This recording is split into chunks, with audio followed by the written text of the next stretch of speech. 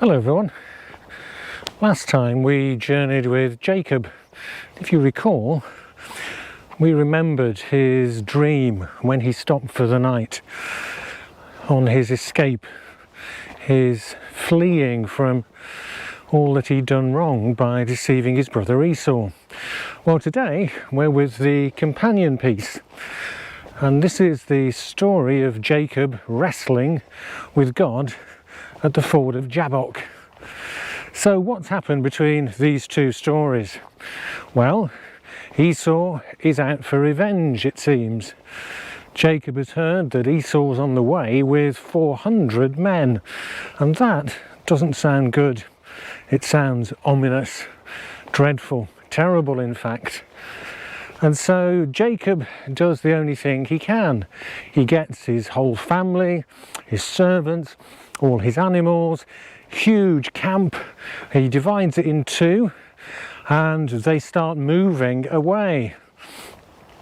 But it quickly becomes clear that what he needs to do is try and make peace with Esau. So he sends groups ahead of him in the direction he thinks Esau is coming from. And so these groups journey ahead of Jacob, and Esau is coming towards him. What this means is that Jacob has no way of avoiding a confrontation with his brother. It's going to happen one way or another, and what he's trying to do is mitigate the ferocity of it by sending these people ahead, saying that he's full of remorse, he is seeking forgiveness, he wants to put it right with his brother and have a good relationship, in the hope that when eventually Esau meets him, Esau will have changed his mind and won't want to kill him. And so they journey on, and he crosses the ford of Jabbok, and at that point sends the family on and stays back by himself, because Esau now is very close, can't be that far away, and so the terrible confrontation is going to happen. And this story of Jacob by the ford wrestling with God is what happens next, and is the companion piece to God reaching out to him through the dream when he was convinced that God was in that place with him. So what's going to happen this time? One of the fondest memories I've got is of visiting my Grandad and Nanny Chester in Bushbury in Wolverhampton, my mum's mum and dad. And if we were up there on a Saturday, for instance, Grandad would be doing his roll-ups, he'd get a Rizzler out, and I can still see him making a cigarette and lighting it, and then settling down in front of the black and white telly to watch the wrestling, because he was a wrestling aficionado. He loved the wrestling. Mick McManus, Jackie Pallow, he'd be glued to the set, and you knew not to interrupt Grandad when he was watching, with his rapt attention. And even though it was all humbug and bogus and fixed, as it was in those days, the spectacle was fabulous, and he was just drawn into it and loved it. And of course I loved him, and loved him for his love of wrestling too. And if we approach the story of Jacob and his wrestling with God from that perspective, what we're looking at is a story about love. It's not a story about a God who is vengeful. It's not a story about someone who is lost to God permanently, but actually it's a deeply nostalgic story about the love which never lets us go, the love which holds us and cherishes us. So it's a story we look back on like I look back on my memories and recollections of my granddad, you know, with huge affection, huge fondness, for here is God meeting Jacob at a really significant moment in his life, and not just helping him through, but transforming him, challenging him, changing him in a really dramatic way. And that's the power of the story that we need to unpack. So Jacob stops, and he's going to obviously settle down for the night, But as that's about to happen, his nightmare becomes real in that an assailant attacks him and wrestles with him. Now, this isn't one of Esau's assassins. Jacob isn't killed. It becomes clear to Jacob that he's wrestling with none other than God. So here he is, filled with remorse, filled with regret, filled with longing to make it right with his brother, but more than that, filled with the terror of knowing that this could be his last night on earth and that death is approaching. And he wrestles all night, we're told, with God. Wrestles with an angel, wrestles with a man, but wrestles with none other than God. And I think this is hugely crucial for us as Christians and indeed as church. What's really striking in these stories in the Old Testament, and these two stories in particular, which concern Jacob, is that there is movement. It's not static. Jacob is on the move. He's not staying still. He is journeying. He is travelling because he needs to. The pressure is on him. And in both of these stories, the destination actually is quite unclear. It's uncertain what's going to happen.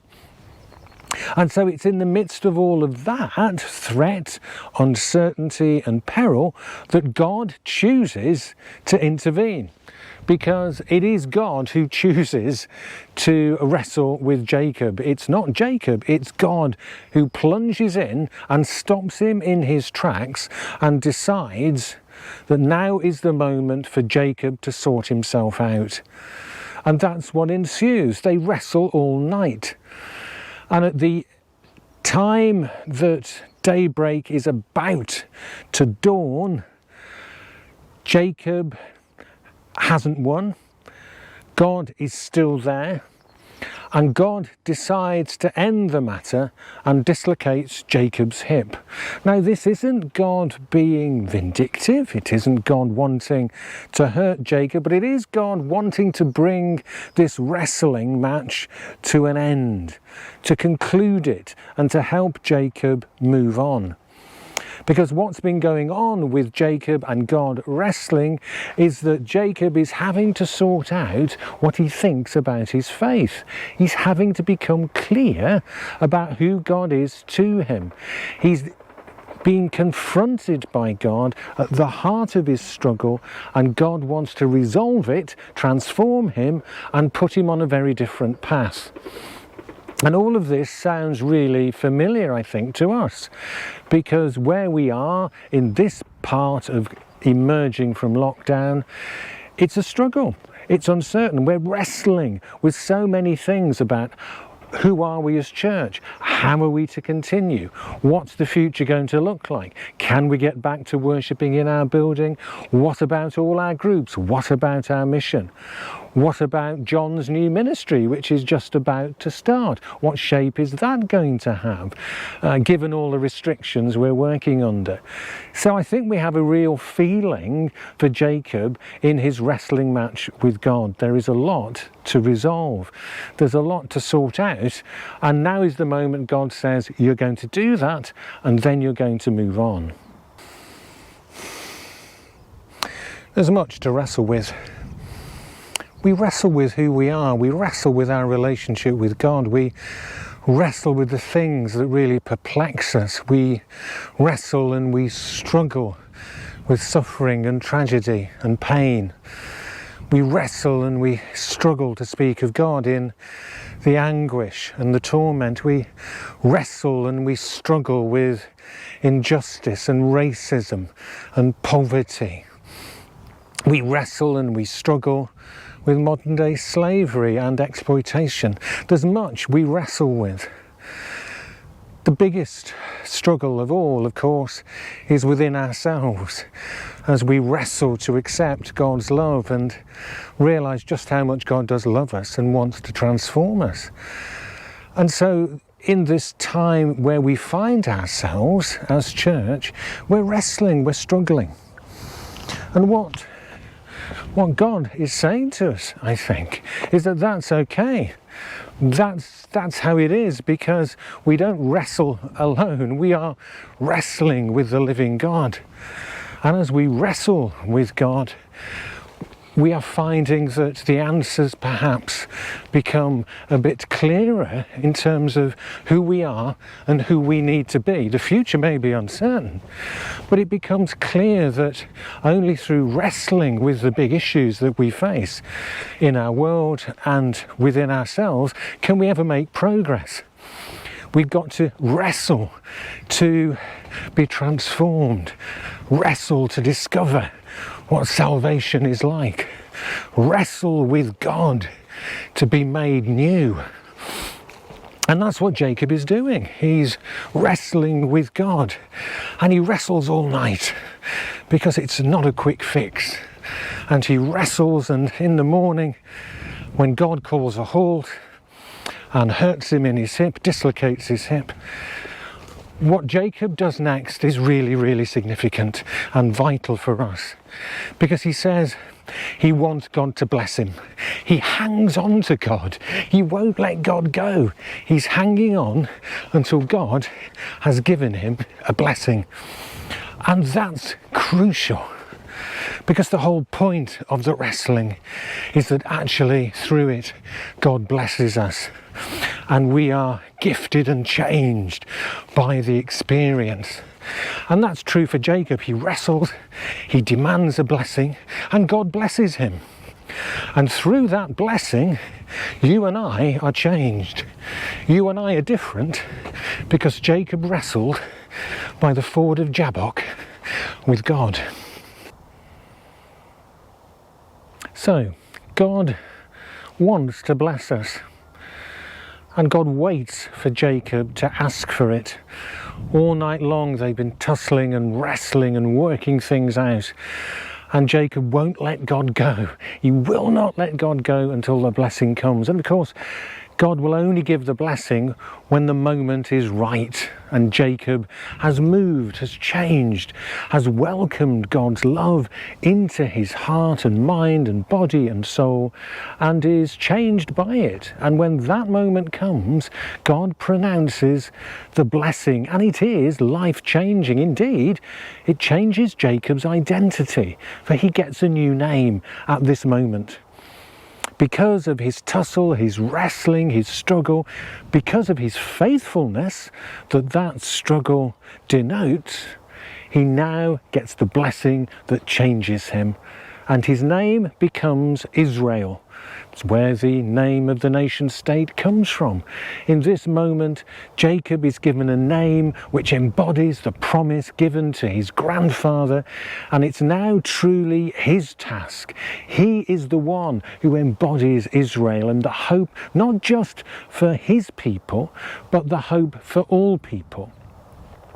Which is fine and dandy, of course, but Esau is still coming towards him. There's still the threat, except this time Jacob is in a different place to meet it, and it seems as though the fear and apprehension have now gone. What's coming down the road towards him no longer feels like the catastrophe it once was. And so he goes out to meet Esau, and indeed Esau is a different man too. He's been changed by God. Perhaps every bit as much as Jacob, even though we're not given that story as such. And when they meet, the two brothers, there is a rapprochement, there is a real meeting of minds and hearts and a reconciliation. And from that moment, the future of God's people seems set on a new and hopeful course. None of that would have been possible had not Jacob been in the pit of despair and agony and grief and wrestled with God, and wrestled honestly and brought all his questions to God, his struggle to God, his need to make sense. And his faithfulness was in keeping to the struggle, even though it went on all night long, even though he ended up being hurt through it. The hurt wasn't a punishment. It, in its own way, facilitated the blessing. So battered and bruised, Jacob gets a new name and goes forward. And our futures are as they are because of his story, his wrestling. We can face the future and wrestle with it and wrestle with all that is our struggle at the moment because Jesus, the heir of Jacob, wrestled with death itself and wrestled with death and overcame it. And from the heart of eternity, Jesus is risen and supreme on the cross, that we can have the confidence that our wrestling is not in vain, that in all things God works for good with those who trust him. That's the real blessing that we need to hold on to in this moment of challenge and uncertainty as we wrestle for the way ahead. Paul, speaking to the Romans, tells them there is nothing that can separate us from the love of God. And that's true. It was his truth, it's our truth, it was Jacob's truth, it's my truth, it's your truth. Nothing can separate us from that love. And that love will come to us and wrestle with us until we are in a place to receive the blessing which changes everything. I hope that's your truth. I hope God will bless you as you wrestle and struggle. I hope God will bless you in Jesus with the love that will never let you go, the love that brings you and me to life. Now, there is a fascinating postscript to this story, also in the Old Testament, in the book of Hosea, where Hosea actually references this very incident, this very story. In Hosea chapter 12 verse 4, the prophet tells us, Jacob strove with the angel and prevailed. He wept and sought his favour. Now this verse suggests that Jacob prevailed, that he won the struggle with God. But it's clear that that struggle, if it was a victory for Jacob, and it was, he got the blessing, I guess, it was at cost. For Hosea tells us what Jacob doesn't. He tells us that Jacob wept, and must have wept throughout the night time of struggle. And that's really quite revealing, I think. It shows us that in the end, Jacob surrendered, that Jacob was all in, that he'd given everything he got. He was at his wit's end. He was weeping and defenseless. And at that moment, his victory was assured, because at that moment, that's when the love poured right in. And in his own way, I think, in his wrestling, he found healing and he found solace, as well as this new identity. So when we think about this postscript, it's clear that from the wellspring of tears, Jacob's blessing was born. His night of struggle was a night of weeping, every bit as much of a night of eventual success and getting blessing from God. And that rings all sorts of bells for me, because I think some of the most abiding and precious things in faith, they come from that wellspring of tears. They come from that place of distress and grief and real hard-won struggle. Dietrich Bonhoeffer, the great German theologian who was murdered by the Nazis in April 1945, he talked about cheap grace and railed against the whole idea of cheap grace. And in this story of Jacob wrestling, we can see that actually grace isn't cheap if we are to believe it, own it, and let it become part of us and change us. Sometimes in our discipleship, it is the way of struggle and the way of tears, every bit as much as the way of joy and the way of laughter. And perhaps all those things are here in this story, because just imagine the joy that Jacob felt when he was reconciled with his brother.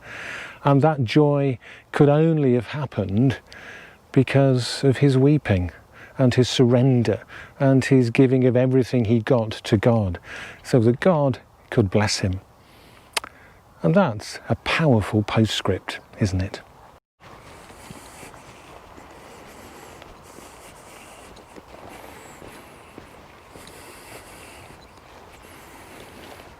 So we journey on.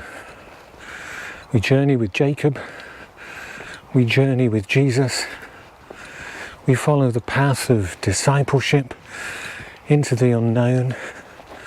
And whatever lies ahead of us on the path, whatever obstacles we have to face, whatever struggles we have, we know that we will prevail, because the God of love, risen and ascended in Jesus, is the God who will always be with us, the God who will come to us, hold us, struggle with us, wrestle with us, until that love puts us back on our feet and sets us perhaps in a new and even more hopeful direction. But wherever we walk, wherever we're headed, we have our companion with us all the time, who never leaves us. And all he wants to do is journey with us and bless us and send us forward as a blessing to those who most need it, especially those like Jacob, who were really in a tough, hard, unremitting and bleak place. God wants to send us to those people, that we can accompany them, companion them in their wrestling to find whatever blessing it is that God so longs to give them. So where's your ford of Jabbok? Where are you on your journey, in that place where you're going to wrestle and tussle with God? Wherever that place is, this story tells us there is always hope. Yes, the struggle can be really hard, bone-crushingly hard, painfully hard, dispiritingly hard, and yes, there will be tears.